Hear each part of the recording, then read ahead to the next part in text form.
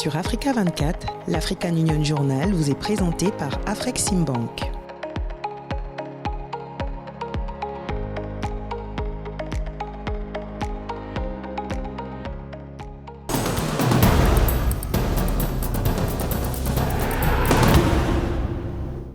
Bienvenue dans l'African Union Journal, votre programme exclusif consacré à l'actualité de l'Union africaine. Au sommaire de cette édition, entre appel pour un multilatéralisme orienté vers la prospérité de tous, engagement en faveur du développement durable, plaidoyer pour la réforme du Conseil de sécurité des Nations Unies et promotion de la paix durable, focus sur la participation de l'Afrique à la 78e édition de l'Assemblée générale des Nations Unies.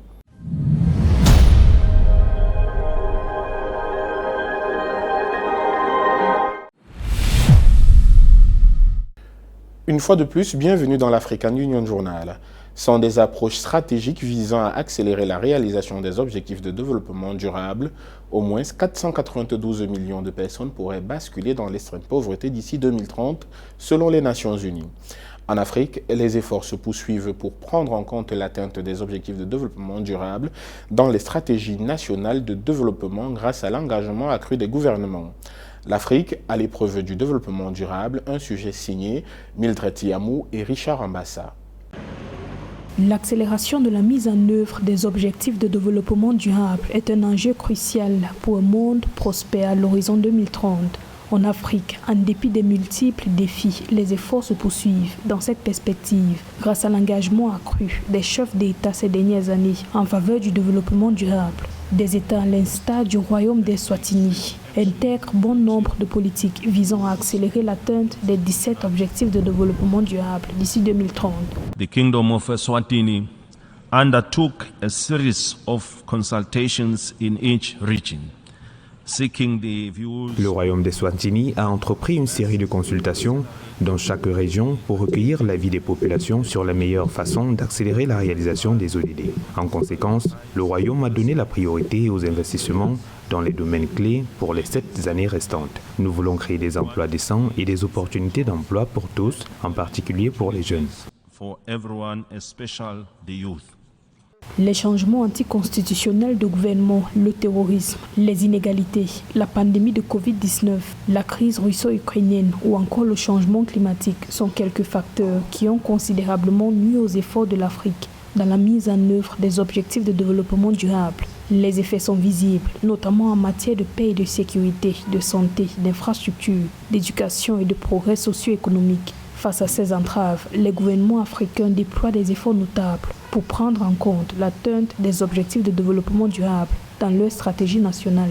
Le Botswana apporte une contribution en matière de santé au renforcement des capacités de fabrication des vaccins pour les hommes et les animaux. Nous avons fait des progrès remarquables en termes de diagnostic du VIH. Le 28 août 2023, notre laboratoire national de référence sur le VIH a été désigné Centre d'excellence collaborateur de l'Organisation mondiale de la santé.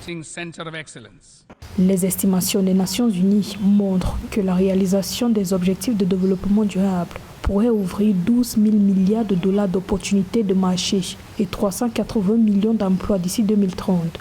Le Libéria a réalisé des progrès dans les domaines allant de la santé à l'éducation, en passant par l'égalité des sexes et le développement des infrastructures. Nous sommes fiers de nos réalisations en matière de réduction des taux de mortalité maternelle, d'augmentation de la parité entre les sexes dans la scolarisation et d'amélioration de notre santé et de notre bien-être en général. Selon un rapport conjoint des Nations Unies et de la Commission de l'Union africaine, le score moyen des États africains dans la réalisation des objectifs de développement durable était de 53,82 en 2020. Les Nations Unies saluent les progrès de l'Afrique et appellent à des efforts accélérés pour faire avancer le programme des objectifs de développement durable et l'agenda 2063. L'Afrique possède d'immenses terres arables mais souffre d'insécurité alimentaire et dépense annuellement plus de 60 milliards de dollars en importations alimentaires. Les dirigeants africains appellent à un développement agricole innovant et demandent une représentation équitable au sein des Nations Unies conformément au consensus des Oluwini, base des revendications africaines pour un multilatéralisme orienté vers la prospérité de tous.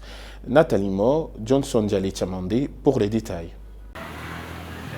L'Afrique fait face à une véritable contradiction. Le continent compte près de 600 millions d'hectares de terres arables non cultivées, soit environ 65% du total mondial. Pourtant, dans cette région, 58% de la population, estimée à plus de 1,2 milliard de personnes, est touchée par l'insécurité alimentaire en 2023. La facture des importations alimentaires africaines d'un montant de plus de 60 milliards de dollars par an déséquilibre la balance commerciale africaine. Le président de l'Union africaine, Azali Assoumani, appelle au développement d'une industrie agricole africaine innovante. Il est temps également que nos partenaires nous appuient dans la mise en œuvre de réformes ambitieuses telles que le transfert d'expertise et de technologie afin d'aider les pays durement affectés à promouvoir le développement agricole et plus particulièrement à produire et transformer, stocker leurs produits au niveau local afin de leur donner une valeur ajoutée et lutter ainsi contre les pénuries et la famine.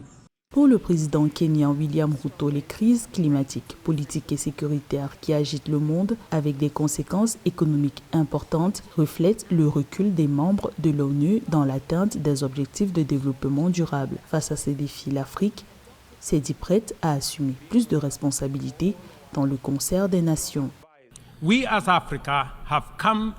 En tant qu'Africains, nous ne sommes pas venus au monde pour demander l'aumône ou la charité, mais travailler avec le reste de la communauté internationale afin de donner à chaque être humain une chance décente de sécurité et de prospérité en prenant des mesures nécessaires afin de mobiliser des ressources adéquates pour l'investissement. Les dirigeants africains appellent les Nations Unies à représenter leurs idéaux de démocratie, d'égalité et de bonne gouvernance dans une position commune, celle consignée dans le consensus des îles Unis. Depuis 2005, l'Union africaine réclame 2 sièges permanents avec 3 de veto et 2 sièges non permanents au Conseil de sécurité de l'ONU. Nous ne pouvons pas continuer à prêcher la démocratie, l'égalité et la bonne gouvernance partout dans le monde. Nous ne pouvons pas insister sur la paix et la justice dans le monde alors que notre organisation mondiale est considérée par la majorité de ses membres et par les peuples du monde comme entravée par une structure injuste. Le processus des îles Unis fonde les aspirations de l'Afrique pour un multilatéralisme plus juste 78 ans après la création de l'Organisation des Nations Unies. Ce texte fixe les priorités de l'organisation panafricaine ainsi que l'ensemble de ses membres en matière de sécurité, de lutte contre les changements climatiques, de la lutte contre la pauvreté et du désendettement du continent. Des réformes pour lesquelles le secrétaire général de l'ONU, Antonio Guterres, a promis pour 2023 des avancées claires, notamment en ce qui concerne l'exercice du droit de veto.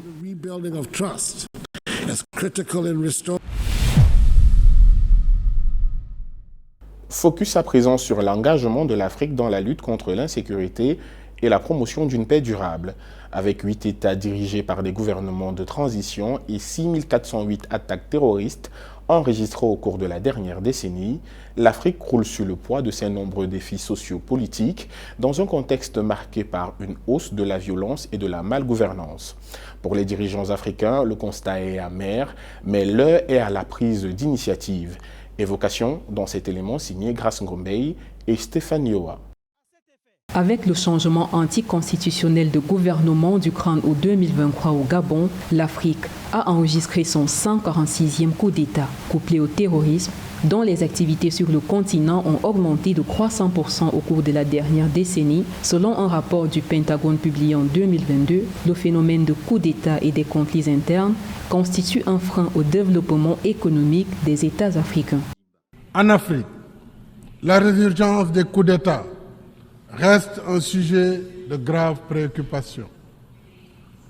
Le Sénégal réitère sa ferme condamnation de toute forme de changement anticonstitutionnel de gouvernement.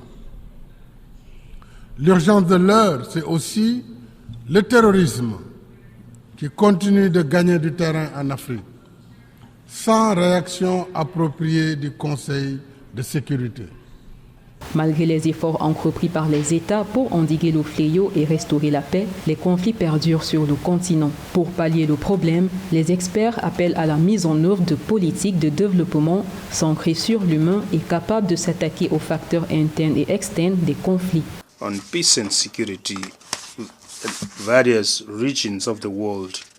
En ce qui concerne la paix et la sécurité, un certain nombre de régions du monde sont aux prises avec un cercle vicieux de conflits armés et d'instabilité. En particulier en Afrique, des milliers de précieuses vies sont perdues. Le nombre de réfugiés et de personnes déplacées à l'intérieur de leur pays a augmenté de plus de 50% au cours de la seule année écoulée. Malgré les efforts multilatéraux et plusieurs initiatives de paix au niveau du Conseil de sécurité des Nations Unies et des organisations régionales, la guerre s'est poursuivie. Mon propre pays, le Mozambique, a connu des cycles de conflits armés, parfois déclenchés par des forces étrangères aux intérêts nationaux. Sometimes triggered by forces alien to national interests. Pour faire taire les armes et faire cesser les conflits sur le continent, l'Union africaine appelle au renforcement de la bonne gouvernance, de la lutte contre le commerce illicite et le détournement des armes par la mise en œuvre effective des instruments internationaux et régionaux de contrôle des armements. Il est essentiel pour nous, au sein de l'Union africaine, de continuer à mettre l'accent sur nos projets phares, notamment celui de faire taire les armes d'ici 2030. La réconciliation nationale et le dialogue restent le cœur de la promotion d'un monde pacifique. L'initiative Faire taire les armes paraît comme une manifestation de la volonté des peuples africains de mettre fin au fléau des conflits violents pour bâtir une Afrique stable et prospère, conformément aux objectifs de l'agenda 2063 de l'Union africaine.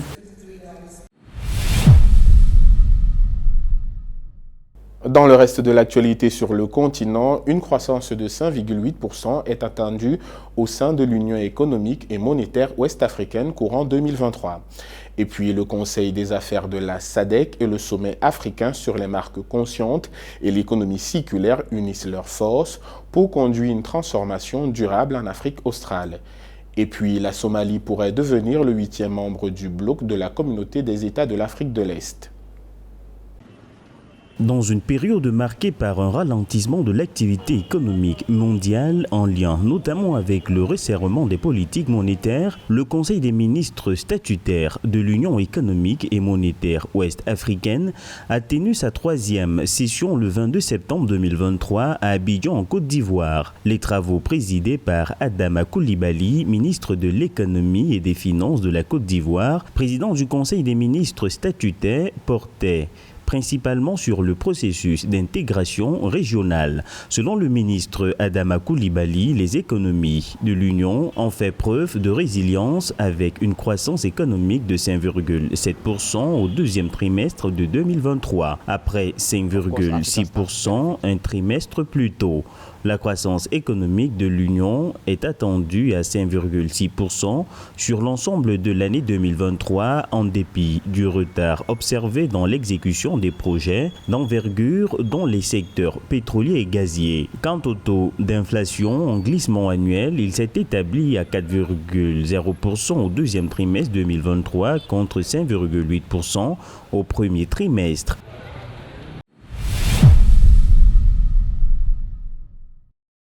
Le Conseil des entreprises de la communauté de développement de l'Afrique australe a signé le 19 septembre 2023 un accord de partenariat avec le sommet africain sur les marques conscientes et l'économie circulaire, l'un des principaux défenseurs des pratiques durables pour promouvoir la promotion de l'économie circulaire en Afrique australe. Selon l'institution régionale, cet accord vise à promouvoir la responsabilité élargie des producteurs et à favoriser une économie circulaire au sein des régions de la communauté de développement de l'Afrique australe. L'accord devrait ainsi permettre d'accélérer la transition vers une économie plus durable et plus économe en ressources dans toute l'Afrique australe et de faire de la communauté de développement de l'Afrique australe un pôle d'excellence en matière d'économie circulaire.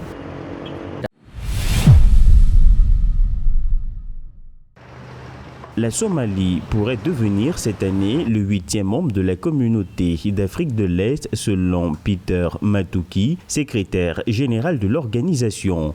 Selon le chef de la communauté d'Afrique de l'Est, le dossier de la Somalie a atteint la phase des négociations. En effet, le rapport de l'équipe de vérification a été approuvé par les chefs d'État de la communauté d'Afrique de l'Est le 6 juin 2023 à Bujumbura, permettant au Conseil des ministres et au secrétariat de l'EAC d'entamer les pourparlers avec Mogadiscio. La communauté d'Afrique de l'Est accueillera la Somalie comme 8e État membre lorsque le sommet des chefs d'État adoptera le rapport et publiera une déclaration politique qui signifiera l'inclusion de la Somalie au sein du bloc régional. La Somalie va devenir le 8e membre du bloc de la communauté de l'Afrique de l'Est. Plus que jamais, la question de la représentation de l'Afrique au sein des instances mondiales se pose avec acuité. Le continent, qui compte 54 États, soit 28% des 193 États membres des Nations Unies, revendique depuis 25 ans 2 sièges permanents au Conseil de sécurité des Nations Unies et 5 membres non permanents.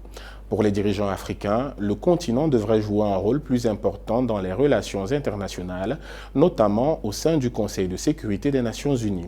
La 78e Assemblée générale des Nations Unies a été l'occasion pour les chefs d'État africains d'accentuer ce plaidoyer. Plus de détails dans cet élément signé Séverin Douke et Catherine Elundo. Représentant 25% des membres de l'ONU, l'Afrique ne dispose que de 2 ou 3 sièges non permanents au Conseil de sécurité.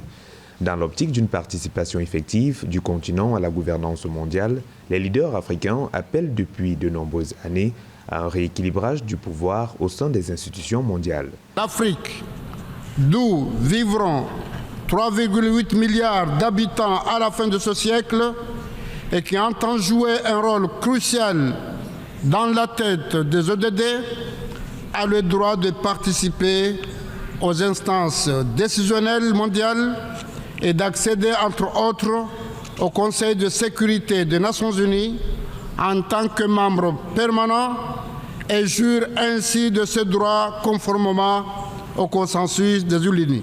Les chefs d'État africains appellent à une réforme du Conseil de sécurité pour la préservation d'un principe fondamental de l'ONU, la confiance et l'équité entre ses membres. Le continent revendique 2 sièges de membres permanents au Conseil de sécurité.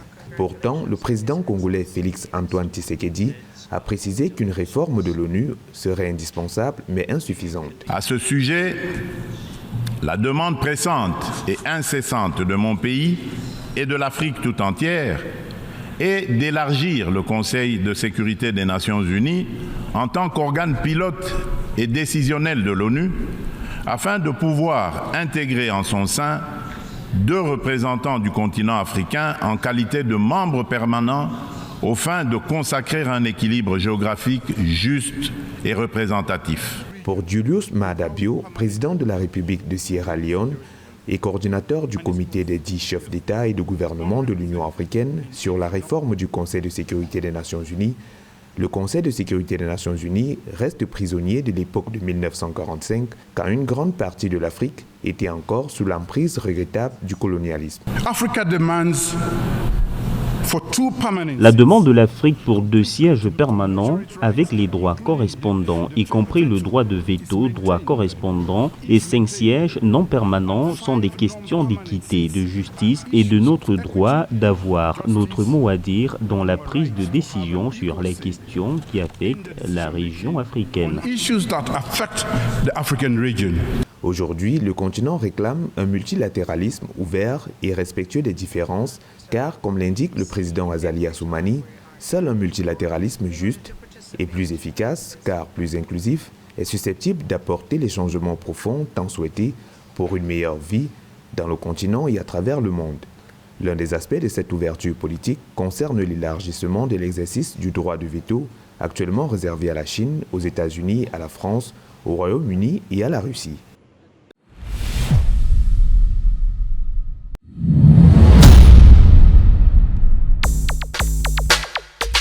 77e session ordinaire de la Commission africaine des droits de l'homme et des peuples se tiendra du vendredi 20 octobre au jeudi 9 novembre 2023 à Arusha en Tanzanie. Cette session ordinaire qui réunira les commissaires et le secrétariat de la Commission africaine des droits de l'homme et des peuples, tous les États partis, les organes de l'Union africaine, les institutions nationales des droits de l'homme, les organisations internationales, les organisations non gouvernementales et d'autres membres du grand public devraient permettre d'étudier la situation des droits de l'homme en Afrique et la redistribution des responsabilités des pays et réattribution des mandats des mécanismes spéciaux.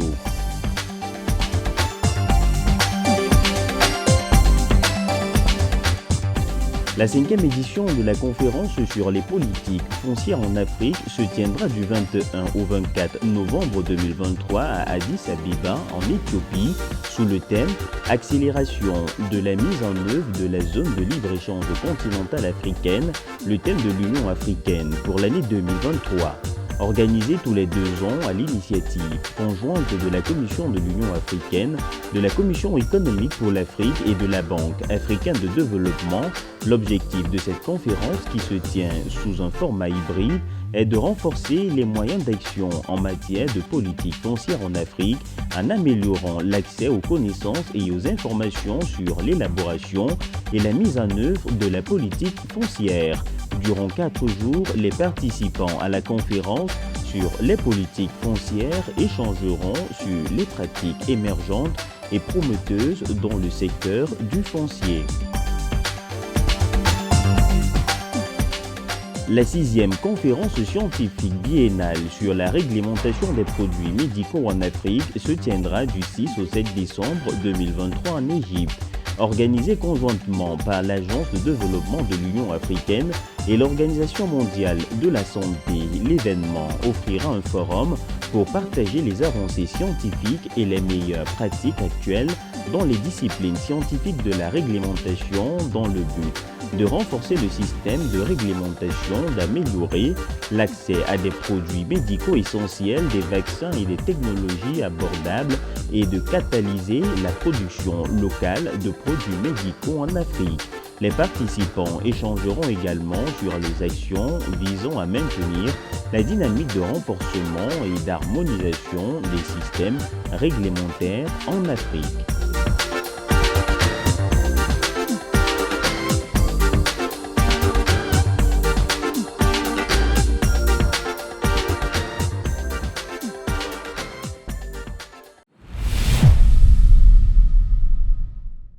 Place à présent au portrait de cette édition. Le Zambien Decius Ikabwa Chipande dirige depuis 2020 le Conseil du sport de l'Union africaine, une institution créée en 2016 pour garantir le développement du sport sur le continent en tant que levier des politiques de développement et vecteur de croissance inclusive et durable. Christian Djimade dresse le portrait de cet universitaire et écrivain engagé pour le développement du mouvement sportif africain. Véritable levier des politiques de développement et vecteur de croissance inclusive et durable, le sport en Afrique joue un rôle important dans le développement des pays du continent.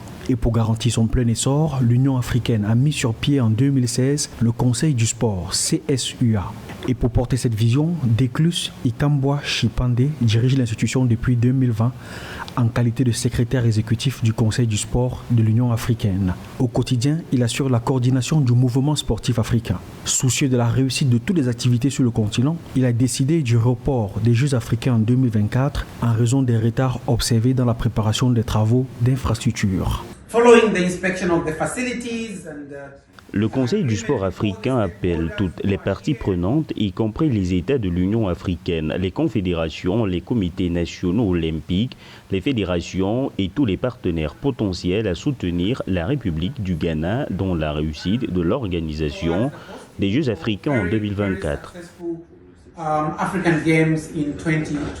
Avant d'être affecté au Cameroun en juillet 2020 à la tête du Conseil du sport de l'Union africaine, Declus Ikabwa Chipande a notamment coordonné le programme de maîtrise en éducation physique et sportive à l'Université de Zambie et dirigé le processus national de révision de la politique d'éducation physique soutenu par l'UNESCO en Zambie.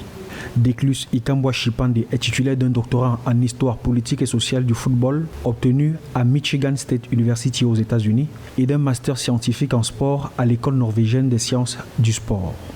Il est auteur d'environ 15 ouvrages sur le sport africain, mais aussi sur la pratique du football en Zambie. Bien que le football soit le sport le plus populaire en Zambie, très peu de choses ont été écrites sur lui.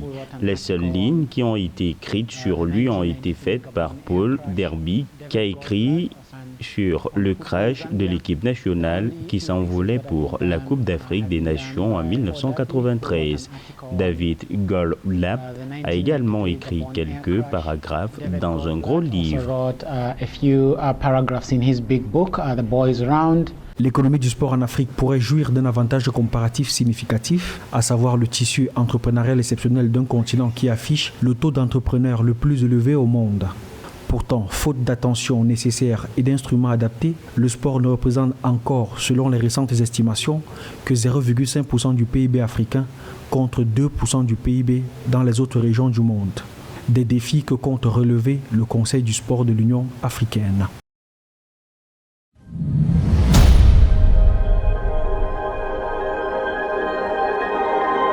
Merci d'avoir suivi cette édition de l'African Union Journal préparée par l'ensemble de la rédaction. Retrouvez en replay l'ensemble de nos programmes sur notre site africa24tv.com et sur l'ensemble de nos réseaux sociaux.